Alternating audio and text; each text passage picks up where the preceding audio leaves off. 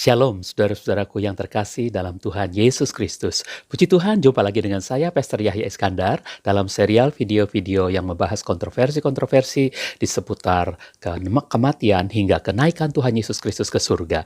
Pembahasan dalam video ini merupakan lanjutan dari pembahasan 3 video yang lalu yang berjudul Salib bukanlah penderitaan terhebat Yesus Kristus, chapter yang ketiga. Karena itu, pada video yang keempat ini saya beri judul Salib bukanlah penderitaan terhebat Yesus Kristus, chapter yang keempat. Saudara yang dikasihi Tuhan Yesus Kristus, pada akhir video ketiga yang lalu, kita sedang membahas rasa tertolak Absalom yang ia rasakan sebagai penderitaan terhebat akibat keputusan ayahnya. Baginya, ayahnya dianggapnya sebagai ayah yang jahat, yang membenci dan menolaknya mentah-mentah. Karena itu, untuk mengatasi penderitaan tersebut, Absalom harus mendapatkan kompensasi yang setimpal. Apakah yang paling setimpal untuk hatinya yang tersayat-sayat dan harga dirinya yang tercabik-cabik itu? Ia menganggap ayahnya pantas direndahkan serendah-rendahnya agar ia dapat menaikkan kembali harga dirinya. Caranya bagaimana?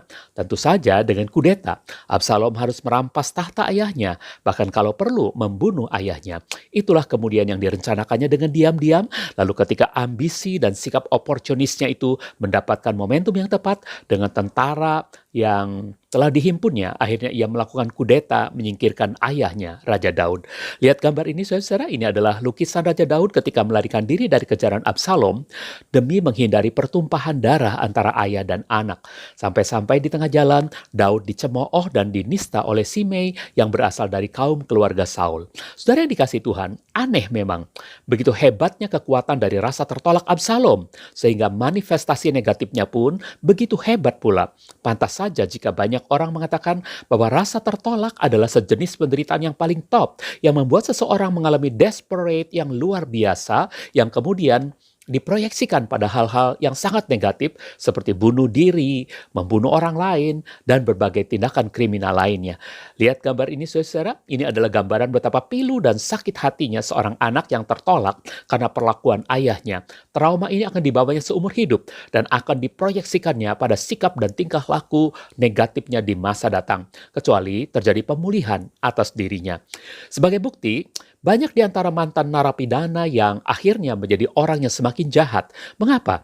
Karena mereka merasa tertolak di masyarakat, sulit mencari pekerjaan, sulit beradaptasi dan bersosialisasi. Itulah yang membuatnya desperate dan mengambil jalan pintas, menjadi lebih jahat dari semula. Lihat gambar ini, saudaraku, ini adalah gambaran betapa penjara tidak bisa mengubah seseorang. Sebab sekalipun hatinya ingin berubah, namun jika di luar sana ia terpicu kembali dengan rasa tertolak, maka cepat atau lambat ia akan mendekam kembali di dalam penjara. Saudara-saudara yang dikasihi Tuhan, sebenarnya gambaran dan rasa tertolak itu, gambaran dari rasa tertolak itu, justru ada pada hubungan antara manusia dengan Tuhan. Sungguh pun Tuhan punya alasan keadilan untuk mengeluarkan Adam dan Hawa dari Taman Eden.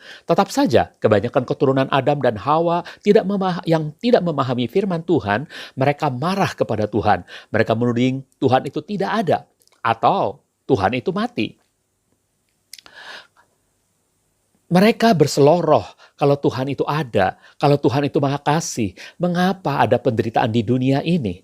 Dan banyak ekspresi-ekspresi kedurhakaan lainnya yang diungkapkan manusia kepada Tuhan. Inilah justru rasa tertolak manusia yang sangat hebat itu yang membuat manusia semakin hari semakin jahat. Lihat gambar ini saudara-saudara, gadis ini pasti mengalami rasa tertolak yang luar biasa di masa kecilnya.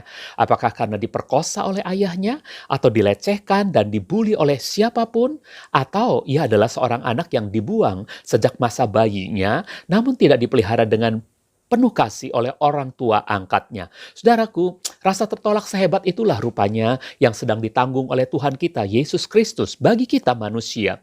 Mari kita perhatikan penderitaan Yesus ketika ia ditolak oleh Bapa Surgawi, sampai-sampai dia berteriak, Eloi, Eloi, lama sabachthani. Lihat gambar ini saudara, ini adalah lukisan roh Yesus ditolak dari surga, tidak diizinkan untuk menghadap tahta Bapa Surgawi, sehingga dia berteriak, Eloi, Eloi, lama sabachthani. Saudara Saudaraku, ketika Yesus mengucapkan kata-kata itu, menurut saya yang terjadi adalah Bapa Surgawi benar-benar memalingkan wajahnya dari dia. Bapa enggan melihat Yesus yang masih memikul dosa karena belum menuntaskan hukumannya di neraka. Sama seperti Daud enggan melihat wajah Absalom. Yesus benar-benar merasa tertolak. Sebuah ketertolakan yang sangat menyakitkan. Sebab biasanya, kapanpun dan dimanapun Yesus menderita, Bapa selalu hadir bersamanya. Namun kali ini, Roh Yesus seakan-akan merasakan adanya kekuatan dahsyat yang mendorongnya hingga terpental dari surga dan turun ke bumi, ke kuburnya, dan mengambil kembali tubuh jasmaniahnya sambil terus turun sampai ke alam maut, Hades, lalu langsung ke neraka lautan api dengan mengenakan tubuh jasmaniahnya itu. Lihat gambar ini, saudara-saudaraku, ini adalah lukisan Tuhan Yesus yang memasuki Hades, alam maut, dengan memakai tubuh jasmaniahnya. Dan dari sini dia langsung masuk ke neraka. Itu adalah sesuatu yang luar biasa yang belum pernah dialami sebelumnya dalam kekekalan Yesus. Dan inilah pasti penderitaan terhebat yang dialami Yesus lebih daripada penderitaannya ketika dia tergantung di atas kayu salib. Sebab penderitaan ini adalah penderitaan alam maut hingga ke neraka, bukan sekedar penderitaan dunia dan alam fana. Mungkin ada di antara saudara yang protes terhadap penafsiran saya ini. Mungkin saudara menggunakan dalil tafsir itu tidak boleh serampangan. Tafsir itu jangan menabrak kebenaran yang secara literal telah tertulis apa adanya. Jelas-jelas tertulis bahwa Yesus mengucapkan Eloi, Eloi, lama sabachthani ketika dia masih hidup di kayu salib, bukan setelah dia wafat. Saudara-saudaraku yang terkasih, untuk menjawab hal ini, saya punya dua argumen Alkitabiah sebagai berikut. Satu, surga adalah tempat yang disediakan Tuhan bagi umat tebusannya yang telah menggunakan tubuh kemuliaan, tubuh kebangkitan. Kitab suci mengatakan bahwa yang sulung dari kebangkitan atau yang pertama yang mengenakan tubuh kebangkitan untuk layak tinggal di surga adalah Tuhan Yesus Kristus sendiri. Sedangkan kita adalah saudara-saudarinya yang kesekian. Sebagaimana tertulis dalam ayat-ayat berikut ini. 1 Korintus 15 ayat 20. 1 Korintus 15 ayat 20, namun sekarang Kristus sudah bangkit dari antara orang mati. Dia telah menjadi buah sulung dari antara mereka yang sudah mati. 1 Korintus 15 ayat 23. 1 Korintus 15 ayat 23, namun masing-masing sesuai dengan urutannya. Kristus sebagai buah sulung, selanjutnya mereka yang menjadi milik Kristus pada saat kedatangannya. Kolose 1 ayat 18. Kolose 1 ayat 18, dialah kepala tubuh, yakni gereja. Dialah yang awal, yang pertama bangkit dari antara orang mati. Sehingga dalam segala hal, dialah yang paling utama. Kemudian dalam Wahyu 1 ayat yang kelima. Wahyu 1 ayat yang kelima, serta dari Yesus Kristus, saksi yang setia, buah sulung kebangkitan dari antara orang mati, dan penguasa atas raja-raja di bumi. Bagi dia yang telah mengasihi kita dan telah membasuh kita dari dosa-dosa kita dengan darahnya. Dari argumen pertama ini jelas mengapa Yesus harus tertolak dulu di surga. Karena pada saat itu dia datang tidak dengan tubuh kebangkitan, melainkan dengan rohnya. Begini urutan kisahnya. Sesudah Yesus wafat, perhatikan saudara, dalam hal ini pun kita harus tahu bahwa wafatnya Yesus sangat berbeda dengan kematian manusia pada umumnya. Apa bedanya? Yesus tidak direnggut nyawanya oleh kematian atau oleh malaikat maut. Seperti kematian manusia pada umumnya, Yesus sendirilah yang menyerahkan nyawanya atau rohnya kepada Bapa. Kita bisa membaca itu dalam Lukas 23 ayat 46. Lukas 23 ayat 46, lalu Yesus berseru dengan suara nyaring, "Ya Bapa, ke dalam tangan-Mu kuserahkan rohku." Sesudah mengatakan hal itu, dia mengembuskan nafas terakhirnya. Nah, ketika rohnya sedang menyerahkan diri kepada Bapa di surga, maka terjadilah penolakan itu, sehingga dia berteriak, "Eloi, Eloi, lama sabachthani." Dua, argumen yang kedua adalah Yesus datang ke dalam dunia ini atau dikatakan Tuhan rela menjelma jadi manusia, tujuannya adalah untuk menggantikan, mensubstitusi manusia yang seharusnya dihukum akibat dosa. Ayat-ayat berikut ini membuktikannya. Matius 20 ayat 28. Matius 20 ayat 28, sebagaimana anak manusia datang tidak untuk dilayani tetapi untuk melayani dan untuk memberikan nyawanya sebagai tebusan ganti banyak orang. Roma 5 ayat yang ke-8. Roma 5 ayat 8. Tetapi Tuhan menunjukkan kasih-Nya kepada kita karena Kristus rela mati ganti kita ketika kita masih berdosa. 1 Korintus 15 ayat yang ketiga. 1 Korintus 15 ayat yang ketiga. Sebab sejak awal aku telah menyerahkan kepadamu apa yang juga telah aku terima, bahwa Kristus sudah mati ganti dosa-dosa kita sesuai dengan kitab suci. Persoalannya, banyak orang Kristen menganggap bahwa kematian Kristus di kayu salib sudah cukup sebagai substitusi bahwa Yesus sudah menggantikan tempat kita terhukum.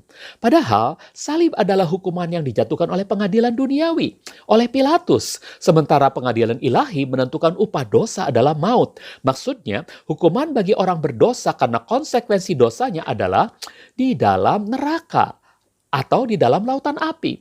Dalam Matius 23 ayat 33 dan Wahyu 20 ayat 15, Matius 23 ayat 33 dan Wahyu 20 ayat 15, "Hai ular-ular, hai keturunan ular beludak, bagaimanakah kamu dapat menyeluputkan diri dari hukuman neraka?"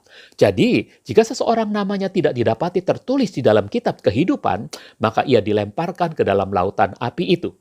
Karena itu, jika Tuhan Yesus bertujuan mensubstitusi, menggantikan tempat kita terhukum menurut vonis pengadilan ilahi, maka Tuhan Yesus harus menanggung hukuman itu dengan tuntas hingga di neraka. Artinya, jika dia mampu menanggung hukuman neraka, baru dapat dikatakan bahwa dia sungguh-sungguh telah menjalani sepenuhnya hukuman yang seharusnya dialami oleh kita manusia akibat dosa. Untuk hal itu, Tuhan Yesus tidak main-main. Dia sungguh-sungguh telah melakukannya. Karena itu Ibrani 7 ayat 25 menyebutkan bahwa dia sanggup menyelamatkan manusia sampai sempurna. Ibrani 7 ayat 25, karena itu dia sanggup menyelamatkan sampai sempurna setiap orang yang datang kepada Tuhan melalui dia. Sebab dia senantiasa hidup untuk menjadi pengantara bagi mereka. Inilah ayat-ayat yang memberi bukti bahwa Tuhan Yesus sudah dan sanggup melakukannya. Misalnya dalam Ibrani 2 ayat yang ke-9. Ibrani 2 ayat 9. Di sisi lain kita melihat Yesus yang telah dibuat sedikit lebih rendah daripada para malaikat. Dia telah dimahkotai kemuliaan dan hormat oleh karena penderitaan maut. Sehingga dia dapat merasakan kematian ganti semua orang oleh karena anugerah Tuhan. Ibrani 2 ayat 14. Ibrani 2 ayat 14. Karena anak-anak itu secara alami terdiri dari daging dan darah, maka Yesus pun telah mengambil bagian yang sama secara alami, yakni dalam darah dan daging, sehingga melalui kematiannya dia dapat memusnahkan iblis yang berkuasa atas maut. Ayat terakhir ini menyebutkan bahwa Yesus mengalahkan kerajaan neraka dengan menggunakan tubuh darah daging. Ini adalah kebenaran. Namun sayang, karena keterbatasan waktu, maka pembahasan dengan judul salib bukanlah penderitaan terhebat Yesus Kristus chapter yang keempat ini. Kita cukupkan dulu sampai di sini. Dalam video yang akan datang nanti, kita akan lanjutkan lagi pembahasan ini sampai tuntas. Oh ya, dengan ini pula saya mohon maaf karena rencananya serial ini akan berakhir hingga video yang keempat. Namun ternyata harus diperpanjang hingga video yang kelima, chapter yang kelima. Jika melalui video yang barusan ini saudara-saudara merasa diberkati, silakan share kepada teman-teman saudara dan jangan lupa yang belum subscribe, tolong subscribe juga ya saudara-saudara. Sampai jumpa pada video yang kelima dengan judul salib bukanlah penderitaan terhebat Yesus Kristus chapter yang kelima. Terima kasih. Tuhan Yesus memberkati kita semua. Haleluya. Amin.